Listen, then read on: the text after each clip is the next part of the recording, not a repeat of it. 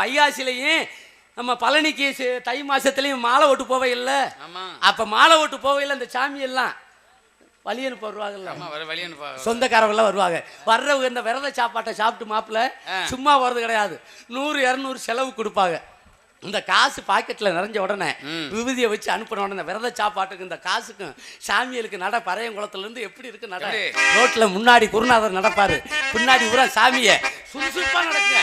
கந்தனுக்கு முருகனுக்கு கந்தனுக்கு முருகனுக்கு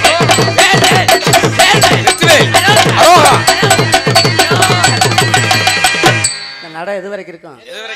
கொடரோடு வரைக்கும் இந்த கொடுத்த காசு செலவழியை தொட்டிக்கு இருக்கும். ஆனால் குருநாதருக்கு மட்டும் நட குறையாது. இந்த சாமியை காசு கூட அவர்கிட்ட மாட்டியிருக்கும்ல, மாப்பிள்ளை முடிஞ்சா வந்து மலையில் வாங்கிக்க.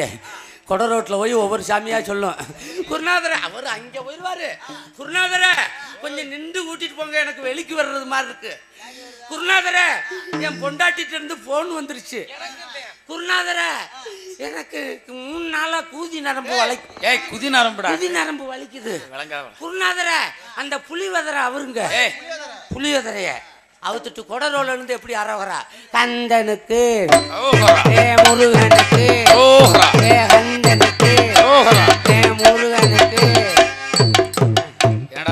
அடிச்சு கூட்டி போயிடுவாரு. மலையில மலைக்கு போய் மலையில போய் ஏறணும்ல, அங்க போய் ஏறையில மாமா மலையில நீ அதுல இரு, என்ன உடம்பு எலும்புதான் தெரியும், நீ என்னைக்கு செல்ல ஆன் பண்ணையா அன்னைக்கே போச்சு.